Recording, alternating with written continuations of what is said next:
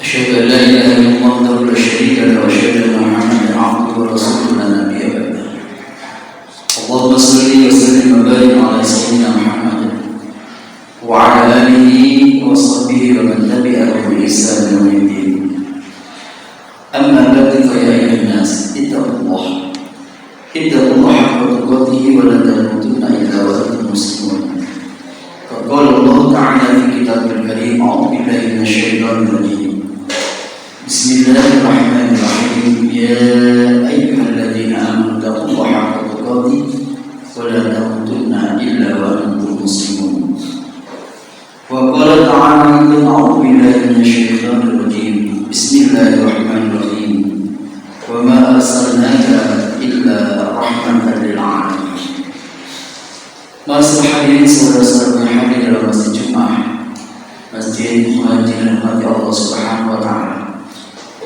Dan sebagai tugasnya hari ini kami mengajak kepada segenap jamaah dan juga kepada kami sendiri, mari kita senantiasa meningkatkan rasa takwa kita kepada Allah Subhanahu wa Ta'ala. Fa inna khairaz zadi taqwa, sungguh bekal terbaik kita menghadap Allah Ta'ala dan ketakwaan kita. Mudah-mudahan hari di sela-sela usia, di akhir usia kita dalam kehidupan ini, senantiasa Allah takdirkan kita senantiasa bisa memperbanyak bekal kita menuju akhirat.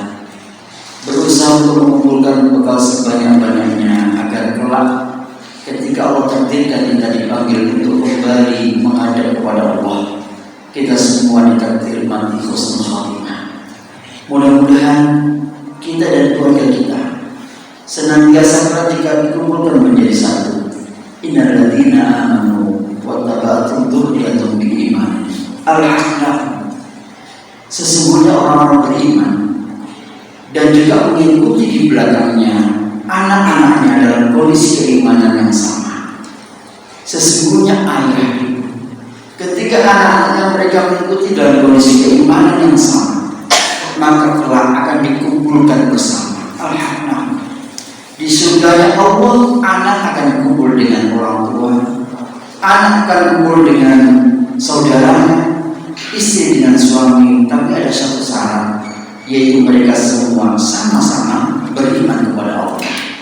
Masalahnya, sesungguhnya Islam hadir dalam kehidupan kita ini semata-mata untuk menyelamatkan. Islam ingin menyelamatkan kita semua, baik di kehidupan kita di dunia ini atau kehidupan kelak di akhirat. Karena sesungguhnya kehidupan dunia kita ini adalah kehidupan yang sementara, dan segala akhirat kita adalah kehidupan yang abadi dan abadi selamanya. Oleh karena Allah, sangatlah keliru dan salah ketika kemudian kita mengabaikan tujuan kehidupan abadi untuk mencapai kebahagiaan di akhirat itu, dan kita tukar dengan kehidupan di dunia kita yang sementara. Oleh karena itu, keseimbangan atau tawazun dari setiap muslim ini telah diajarkan oleh Rasulullah SAW. Meskipun juga kita diarahkan walal akhiratu khairun laka minal ula, akhirat itu jauh lebih baik, akhirat itu jauh lebih utama daripada dunia kita. Oleh karena itu, cita-cita terindah kita adalah sa'idun fid dharain, bahagia di dua negeri. Di dunia kita berbahagia, di akhirat pun kita juga berbahagia. Oleh karena itu, siapa kita masih diberi Allah usia dan umur, marilah kita gunakan kesempatan demi kesempatan kita ini untuk berusaha memperbanyak bekal. Sekali lagi, al-dunya maslahatul akhirah.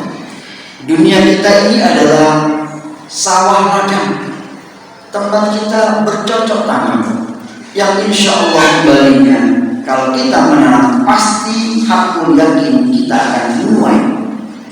Tetapi kalau kita tidak menanam, maka kita pun tidak akan menuai. Kapan menuainya? Nanti di akhirat.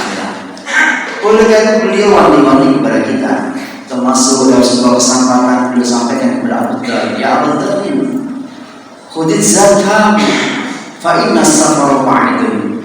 Wahai Abu Dhar, bawalah bekal yang banyak dalam kehidupan ini. Fa inna safara ba'idun, karena sesungguhnya kamu nanti akan melalui perjalanan yang sangat panjang dan jauh. Hadirin rahimakumullah, usia kehidupan kita itu normalnya adalah 60, 70, mungkin ada yang 80, 90 itu jarang. Banyak di antara kita dipanggil duluan ketika usianya 40, 50. Karena usia kita ini tidak serta-merta mencerminkan yang tua pasti mati duluan, yang muda belakangan, ataupun sebaliknya. Tetapi semua sudah ditakdir bahwasanya kematian dari kita semua itu sudah direncanakan dan sudah ada batasannya. Semua kehidupan kita ini nanti kelak akan dipertanggungjawabkan. Kullukum ra'in wa kullukum mas'ulun 'an ra'iyatihi. Hadirin rahimakumullah, dalam kesempatan khutbah Jumat ini kami juga ingin mengajak semua aktivitas kita ini nanti akan dipertanyakan di hadapan Allah. Wa kullukum ra'in wa kullukum mas'ulun 'an ra'iyatihi. Apapun aktivitas kita nanti akan kelak dipertanyakan di hadapan Allah dan dimintai pertanggungjawaban di hadapan Allah. Oleh karena itu, dalam kitab Riyadhus Shalihin, Rasulullah SAW juga mengajarkan kepada kita kaum muslimin bahwa kita ini dituntut sebagai seorang muslim untuk senantiasa punya suatu nilai dan aturan.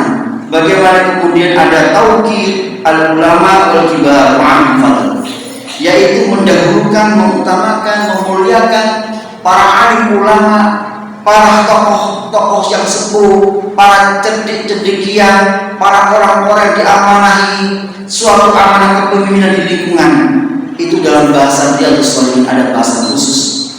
Dan kemudian mendahulukan mereka, wa taqdimi ala ghairihim, mendahulukan mereka sebelum yang lain, dan kemudian wa rafa'a majalisin, juga menempatkan tempat duduknya mereka di depan daripada yang lain, dan kemudian wa idhar martabatihim, juga menjelaskan kedudukan dari masing-masing dari tokoh yang sudah hadir di tengah-tengah kita. Salah satu dari hadis yang beliau sampaikan dalam sebuah kesempatan, beliau sampaikan kepada para sahabat Rasulullah rahimahullah, yang intinya ketika beliau sampaikan kalau Rasulullah SAW ya umul qaum aqra'uhum li kitabillah, yang paling berhak untuk menjadi pemimpin di tengah-tengah kaum muslimin, di tengah-tengah kaum, ketika ada pemimpin-pemimpin yang hadir dan dihadirkan itu dalam sebuah kontestasi atau apapun, itu ternyata sudah diajarkan oleh Rasul. Apa yang menjadi salah satu landasan atau nilai yang bisa jadikan ukuran? Beliau sampaikan, ya umul qaum aqra'uhum li kitabillah, yang paling berhak untuk menjadi pemimpin di tengah-tengah umat itu, yang paling utama yang harus dijadikan tolak ukur adalah aqra'uhum li kitabillah, mereka yang paling paham terhadap Al-Quran atau kitabullah. Rasulullah sampaikan seperti itu. Oleh karena karena kita punya kewajiban untuk menghadirkan pemimpin di tengah-tengah kita, maka kita sebagai muslim tidak usah bingung mana di antara calon pemimpin itu yang kira-kira mereka yang bisa mengaji, yang kemudian mereka bisa memahami Al-Quran, yang mereka tahu benar bagaimana Al-Quran di sana diceritakan tentang bagaimana cara mengatur kehidupan ini. Karena sesungguhnya Rasulullah tidak meninggalkan yang lain, tetapi beliau meninggalkan Al-Quran dan Al-Hadis. Taraktu fikum amrayni in tamassaktum bihima lan tadillu abada, kitabullah wa sunnati Rasul. Aku tinggalkan kepada kalian bukan harta benda, tapi aku tinggalkan kepada kalian adalah dua hal. Barang siapa yang kaum muslimin berpegang teguh kepada keduanya, maka pasti tidak akan sesat selama-lamanya. Yang pertama adalah kitabullah, Al-Quran. Yang kedua adalah sunnah Rasul sallallahu alaihi wasallam. Maksud hadirin, Al-Quran bukan hanya sekedar untuk dibaca saja, tidak cukup. Meskipun seperti itu sudah menjadi kewajiban kita membaca Al-Quran setiap hari, tetapi kita perlu meningkatkan kemampuan kita dalam Al-Quran, yaitu memahami isinya, memahami maknanya, mengaji dimanapun ketika ada bacaan Al-Quran atau tafsir-tafsir Al-Quran dihilang. Kita sebagai muslimin perlu hadirin untuk hadir di sana, karena inilah pegangan hidup yang memang sudah disampaikan oleh Rasulullah. Ketika kita memegang teguh kepada Al-Quran dan Sunnah, pasti dia akan sesat selama-lamanya. Oleh karena itu beliau sampaikan, yang paling berhak untuk menjadi pemimpin di tengah-tengah umat itu, tolong cari di antara mereka yang paling paham yang paling bagus Al-Qur'annya. Entahkah dia itu punya hafalan yang banyak, entahkah dia itu membaca apa yang sudah benar. Maka kemudian tidak salah ketika kemudian salah satu daerah seperti di Aceh misalnya, ketika kemudian ada di sana sebelum ada pemilihan anggota legislatif, kemudian disuruh untuk membaca Al-Quran. Karena para Rasul juga menyampaikan seperti itu. Kemudian dan Allah sampaikan oleh beliau, fa in kanu fil qira'ah sawa, apabila di dalam bacaan Al-Qur'annya mereka itu sama, maka bagaimana Rasul anjurkan apabila sama dalam bacaannya, fa'alamahu bisunnah, maka di antara mereka atau mungkin di antara pelajaran itu beberapa pemimpin itu ada yang paling paham terhadap sunnah Rasul Sallallahu Alaihi Wasallam atau hadis. Jadi yang pertama jadi kalau ukur adalah Al-Quran yang paling paham kata Rasulullah, yang kedua adalah yang paling paham terhadap hadis. Kemudian disampaikan fa in kanu fi sunnati sawa'an, apabila di antara mereka yang sama pemahaman dalam sunnah, sama-sama mengerti dalam hal sunnah, maka beliau sampaikan fa aqdamuhum hijrah, maka yang lebih didulukan adalah mereka yang lebih dulu hijrah. Zaman dahulu hijrah dari Mekah ke Madinah. Kalau zaman sekarang mereka yang lebih dulu mengawali kebaikan-kebaikan di tengah-tengah masyarakat. Mereka yang lebih dulu berhijrah dari kemaksiatan menuju kebaikan dan ketaatan kepada Allah. Mereka yang lebih dulu mempelopori sebuah kebaikan di tengah masyarakat. Maka di antara pilihan itu, mereka yang lebih dulu berkutat di dalam dakwah Allah, berkutat di dalam masjid, berkutat di dalam hal yang berkaitan dengan umat dan pemikiran umat, ini yang diperlukan. Kemudian disampaikan oleh Rasulullah, fa in kanu fil hijrah sawa fa aqdamuhum sinnan, apabila hijrahnya sama-sama berjuangnya mulainya bareng, maka yang lebih dijadikan acuan adalah usia atau umurnya. Sinnan itu usia. Makanya kemudian dari Imam Bukhari ketika kemudian dalam hal menjadi imam pun ketika sama-sama bacaannya, hafalannya, maka kemudian dianjurkan yang lebih sepuh atau lebih tua atau lebih dahulu. Kemudian sampai beliau, wala ya'umanna ar-rajul fi sultan. Seorang laki-laki itu hendaklah tidak serta-merta menguasai atau menjadi pemimpin di suatu tempat yang biasanya di situ ada pemimpinnya. Maksudnya begini, ketika misalnya ada sholat jamaah di masjid kita ini, sudah ada imam rawatib yang biasa menjadi imam. Meskipun seseorang yang hadir, mungkin dia datang sebagai musafir, berjamaah di tempat itu, secara ilmu dia lebih tinggi, tidak boleh serta-merta kemudian dia menggantikan tanpa izinnya, illa biizni. Imam yang biasa mengimami itu jauh lebih berhak menjadi imam dari suatu kaum itu. Meskipun yang hadir adalah orang yang mungkin secara keilmuan jauh lebih tinggi, kecuali dengan izinnya. Ma'asyil hadirin, kemudian sampaikan oleh beliau, wala yaqul fi baiti ala takrimati illa bi'izni. Hendaklah seseorang itu juga tidak membiasakan kemudian memasuki sebuah wilayah atau memasuki sebuah tempat yang biasanya memang ada penguasa wilayah tersebut, kecuali dengan izinnya. Maksudnya dengan izinnya mungkin ada seseorang yang diamanahi menyampaikan suatu ceramah atau khutbah di suatu tempat. Di situ ada orang alim, adab kebiasaan yang diajarkan oleh beliau mendahulukan untuk sowan, istilahnya minta izin kepada tokoh atau ulama yang ada di tempat tersebut. Itu adalah adab yang diajarkan oleh Rasulullah. Dalam sebuah kesempatan pernah ada Rasulullah ketika para sahabat pulang dari sebuah peperangan, kemudian menjumpai suatu kejadian di tengah jalan itu, ketemu dengan seorang laki-laki yang terbunuh dan berlumuran darah, dan akhirnya kemudian dimakamkan bersama-sama. Setelah menghadap Rasul bareng-bareng, itu ada di antara mereka yang paling muda, namanya anak muda, kepingin agama ngomong lebih dulu. Tapi apa yang Rasul sampaikan? Kabir. Rasul mencegah, yang tua dulu silakan menyampaikan pendapatnya.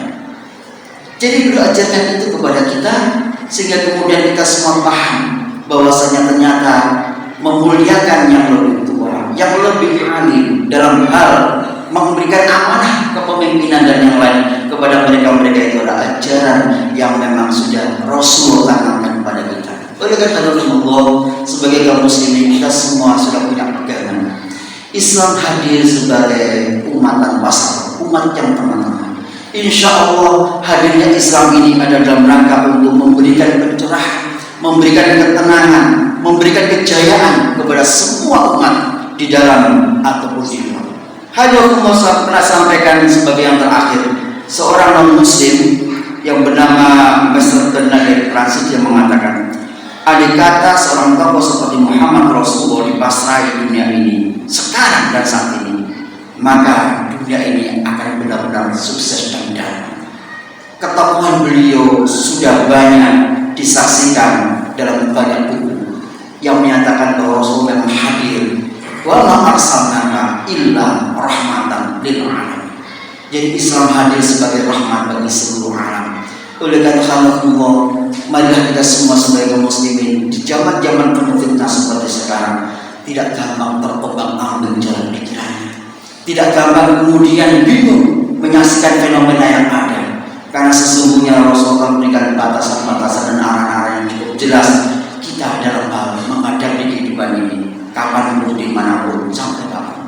Masalah demikianlah sebelumnya bisa kami sampaikan. Mudah-mudahan kita semua senantiasa berusaha menjadi orang yang dekat dengan orang-orang yang ahli ilmu, berusaha dekat dengan para alim ulama, berusaha terus untuk mengupgrade diri kita menjadi muslim yang senantiasa terbuka, menjadi muslim yang wasatiyah tengah-tengah, menjadi muslim yang moderat, menjadi muslim yang paham terhadap agamanya, sehingga kemudian hadirnya kita di tengah-tengah kehidupan kita ini senantiasa menghadirkan nuansanya rahmatan lil alamin. Tidak hadirnya kita dicari. Jangan sampai kemudian seorang muslim itu tidak hadirnya atau hadirnya itu tidak menambah atau mengurangi hitungan, atau bahkan mungkin jangan sampai seorang muslim itu ketika tidak hadir yang lain malah senang. Seorang muslim ketika dia meninggal yang lain malah gembira. Marilah kita menjadi muslim yang kemudian kehadiran kita itu hampir dicari, dirindukan, sehingga kemudian kehadiran kita ini insya Allah menjadi kehadiran yang bermanfaat. Khairun nas anfa'uhum linnas. A'udzu billahi minasyaitonir rajim. Bismillahirrahmanirrahim. Wal 'asri innal insana lafi khusrin illa alladziina aamanu wa 'amilus shaalihati wa tawassaw bil haqqi wa tawassaw bis sabr. Wa qur rabbi ighfir warham wa anta khairur rahimin.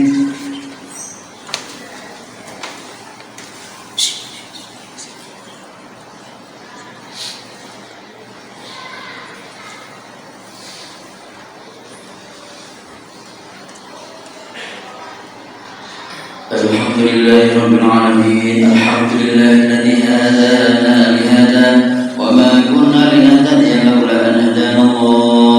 أشهد أن لا إله إلا الله وحده لا شريك له وأشهد أن محمدا عبده ورسوله لا نبي بعده. اللهم صل وسلم وبارك على سيدنا محمد وعلى آله وصحبه ومن تبعهم بإحسان إلى يوم الدين.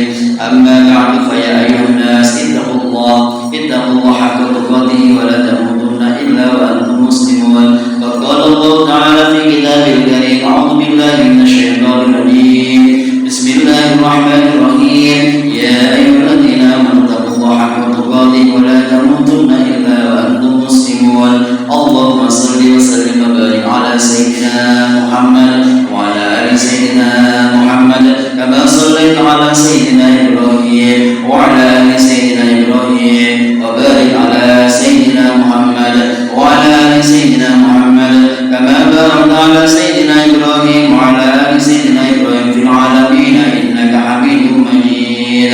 اللهم اغفر للمسلمين والمسلمات والمؤمنين والمؤمنات الأحياء منهم والأموات إنك سميع قريب مجيب الدعوات يا قادر الحاجات يا بارك الذنوب والخطيئات يا أرحم الراحمين. اللهم انصر من نصر الدين واخذل من خذل المسلمين. اللهم فعل البلاء والوباء والبشر والمنكر. اللهم اصلح المسلمين والمجاهدين في كل مكان يا أرحم الراحمين. اللهم انصرهم وثبت أقدامهم. اللهم انصرهم وثبت أقدامهم. اللهم انصرهم وثبت أقدامهم. اللهم إنا نسألك الهدى والتقى والعفاف والغنى. اللهم إنا نسألك سلامة في الدين وعافية في الجسد وزيادة في العلم وبركة في الرزق وتوبة قبل الموت ورحمة عند الموت ومغفرة بعد الموت. وألهمنا في سكرة الموت والنجاة من النار والعفو عند الحساب. اللهم إنك تعلم أن هذه القلوب استمت على محبتك واتقت على طاعتك وتوحدت على دعوتك وتعهدت على مشروع شريعتك. أوثق اللهم ربطتها وعنقودها واهدها سبلها واملأها بك الذي لا ينبو واصلح صدورها بفعل الإيمان بك وجميل التوكل عليك وأحياء بمعرفتك وأمت على شهادتك في سبيلك إنك نعم المولى نعم النصير. اللهم آمين. وصل اللهم على سيدنا محمد والحمد لله رب العالمين. عباد الله إن الله يأمر بالعدل والإحسان وإيتاء ذي القربى وينهى عن الفحشاء والمنكر والبغي يعظكم لعلكم تذكرون واذكروا الله يذكركم واشكروا على نعمه يزدكم ولذكر الله أكبر.